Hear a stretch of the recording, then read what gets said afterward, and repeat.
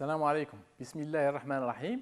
Dans le cadre des cours mis en œuvre par le ministère pour assurer une bonne continuation de cours pour les apprenants du primaire, on va essayer aujourd'hui de savoir l'impératif présent des verbes du troisième groupe.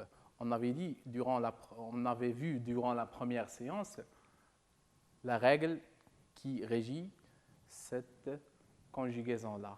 Aujourd'hui, on va essayer de reprendre ces règles-là et en même temps de faire des exercices d'évaluation. Bien sûr, l'objectif sera de conjuguer les verbes du premier, deuxième et troisième groupe à l'impératif présent. L'impératif présent est un mode qu'on conjugue seulement en trois personnes. La deuxième personne du singulier, la première et la deuxième personne du pluriel. Et sans les classiques pronoms personnels des autres temps. Ça veut dire qu'on n'utilise pas le tu, le je, le il, le nous, le vous et le il et le elle.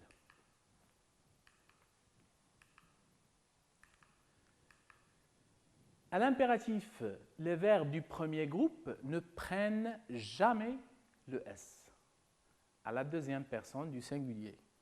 Quand on conjugue à la deuxième personne du singulier, on ne met pas de S devant les verbes du premier groupe. C'est la première règle. Par exemple, le verbe manger. On dit « mange ton dessert ».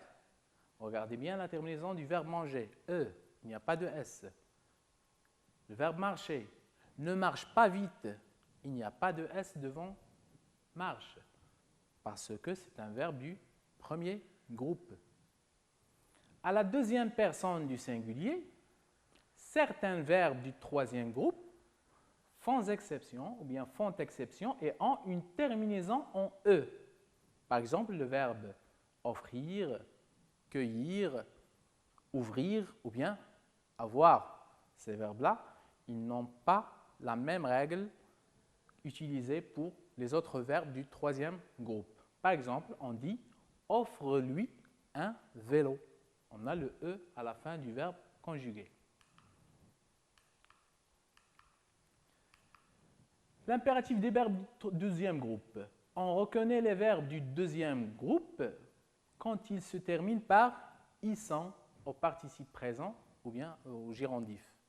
C'est la règle qu'on fait pour déterminer les verbes du deuxième groupe. Souvent, les verbes du deuxième groupe se terminent par « issant » au participe présent, comme par exemple le verbe finir, finissant, le verbe choisir, choisissant, le verbe bondir, bondissant, etc.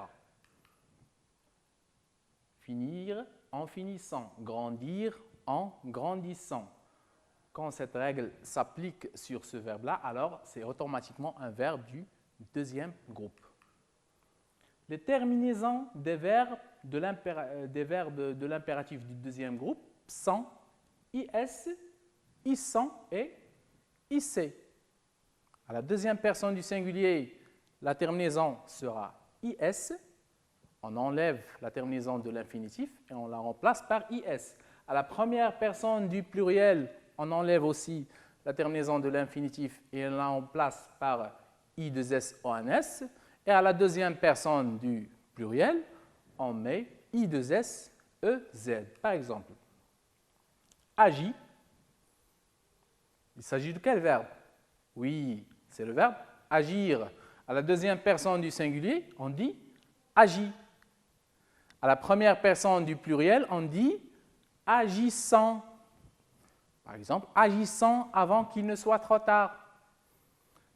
À la deuxième personne du pluriel, on dit agissez. Agissez avant qu'il ne soit trop tard. Bien, on passe aux exercices où il nous est demandé de relever les verbes conjugués à l'impératif et préciser leur personne. On aura des phrases, on va conjuguer les verbes à l'impératif présent et préciser leur personne. D'accord? C'est bien compris la consigne? D'accord, on y va. La première phrase. Il fait nuit. ne tarde pas à rentrer. Il fait nuit. Ne tarde pas à rentrer. Deuxième phrase. Finissez votre travail. Finissez votre travail. Troisième phrase. Aie de la patience. Aie de la patience. Soyons bien attentifs. Soyons bien attentifs. Et dernière phrase. Prends ton temps. Prends ton temps. Allez, réfléchissez un petit peu avant de procéder aux réponses. Oui. Faites des efforts. On applique les règles qu'on a vues. C'est tellement facile. Il suffit de retenir les règles qu'on avait vues récemment. On passe aux réponses. Allez-y. La première phrase, bien sûr, le verbe conjugué à l'impératif est tarde. Ne tarde pas à rentrer. Le verbe conjugué à l'impératif est tarde. Oui, il s'agit de quel verbe? C'est le verbe tarder. Très bien. Alors, c'est quelle personne? Je m'adresse à qui? Ne tarde pas à rentrer. Je m'adresse à quelqu'un. Alors, c'est quelle personne? C'est la deuxième personne du singulier. Très bien.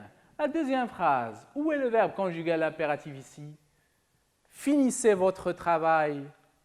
Oui, c'est le verbe finissez. Finissez. Oui. Quel est son infinitif? Finissez.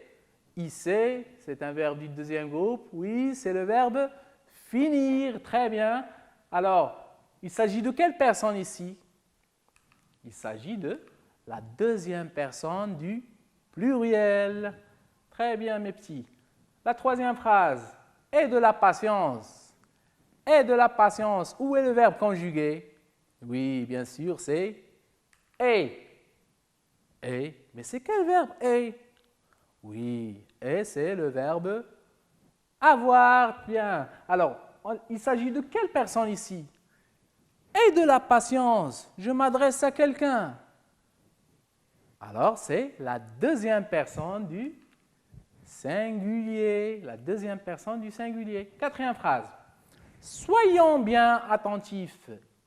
Soyons bien attentifs. Alors, où est le verbe ici? Soyons, très bien, soyons. Soyons, c'est le verbe être. C'est le verbe être. Il s'agit de quelle personne?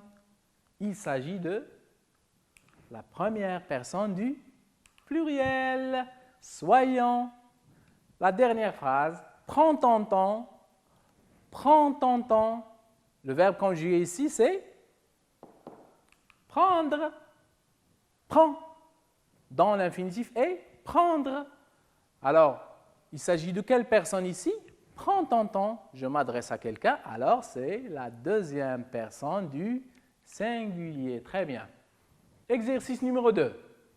Conjugue à l'impératif et à toutes les personnes les verbes suivants. Je vais vous donner des verbes, vous allez les conjuguer à l'impératif et à toutes les personnes. D'accord? Que quand on dit à toutes les personnes, ça veut dire 3 personnes. La deuxième personne du singulier, la première et la deuxième personne du pluriel. Allez-y. On a le verbe aller, le verbe mettre, le verbe remplir et le verbe écrire. Oui. Commençons par le verbe aller. À la deuxième personne du singulier, on dit, oui, c'est ça, va. Très bien, va. À la première personne du pluriel, on dit, oui, allons. Très bien. Et la dernière personne, ou bien la deuxième personne du pluriel, on dit, allez. Allez chez vous. Très bien.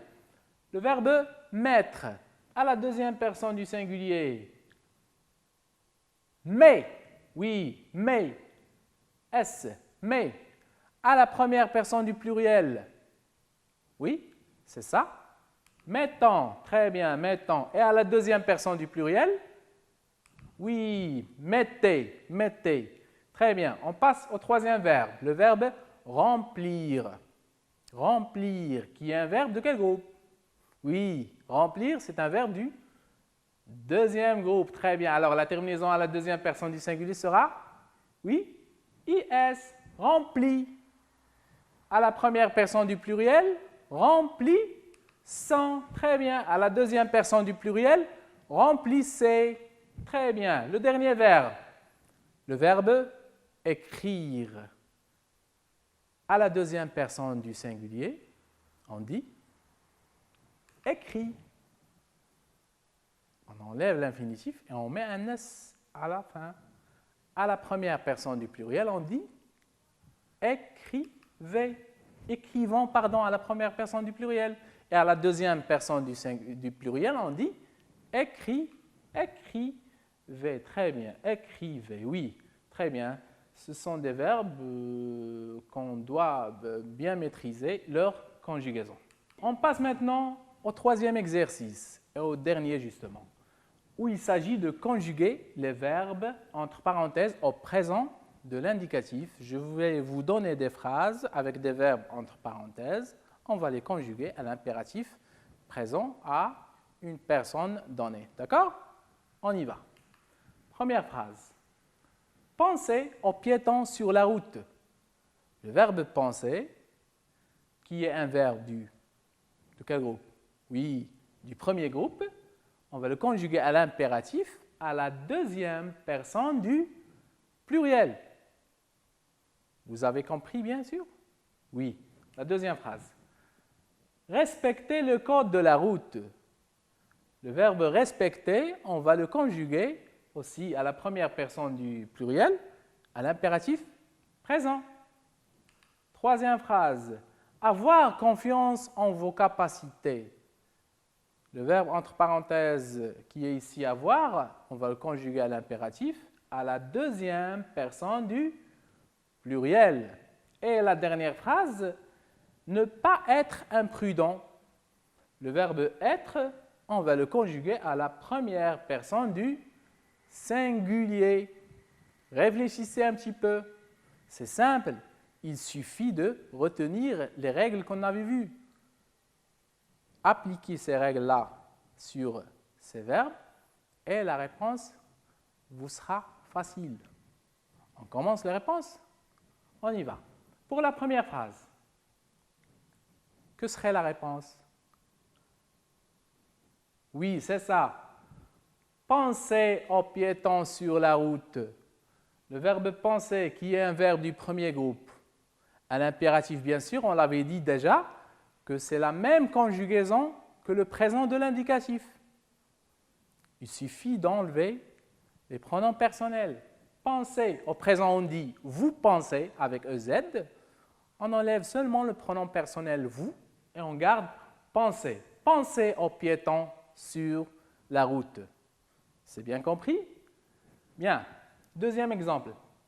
Respectez le code de la route. Le verbe respecter, c'est la même chose que le verbe penser. Ce sont deux verbes du premier groupe, bien sûr, qui se terminent par ER. Alors, ils gardent la même conjugaison que le présent de l'indicatif.